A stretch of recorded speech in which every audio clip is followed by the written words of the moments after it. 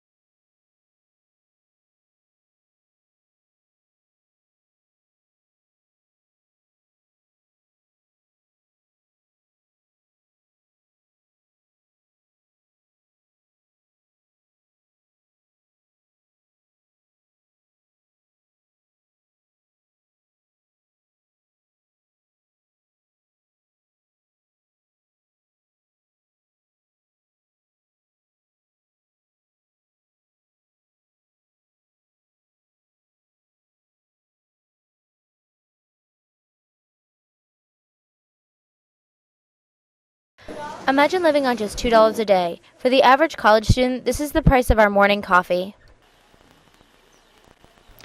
But for the villagers of the Andean Peru, living on that meager amount is a harsh reality.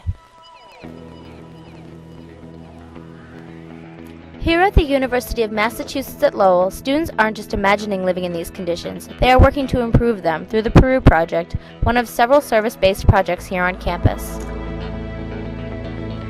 Since July of 1997, students and faculty have been participating in a group project with the villages surrounding Huarmey, Peru. We now have systems in 27 different villages, and we've had like 75 different people, some more than once, but 75, mostly students from here, undergraduates and graduate students. And most of the systems have been designed by students and installed ideally by the students.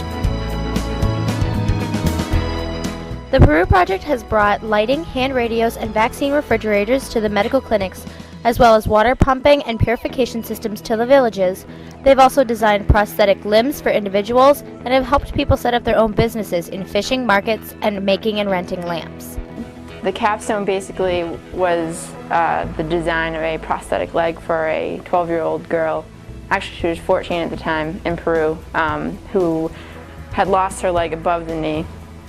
So it was just to provide her with a much better leg. I went down before we even found that project. We actually met the girl when we were down there and then decided to take that project on because there was other projects we could have chose from, like water pump system, and there was a need for tool sterilizer, things like that. Me and my group are doing a project for the Peru, and we're doing a headlamp and a lantern. Their electricity comes from solar panels. And we're basically building them a business that they can have and take over. The lanterns are meant for more household applications, just to light a little house. And the lanterns are meant for more like field work at night because they have potatoes and different crops there that they could really use working at night. And the headlamps also are good for the kids because they can do homework. So. The students of the College of Engineering at UML are provided with a closer-to-home service learning opportunity through the SLICE project. I think it's important to understand that what SLICE is SLICE is an acronym, and it stands for Service Learning Integrated throughout a College of Engineering. And that's what makes it a little bit unique to other service learning programs.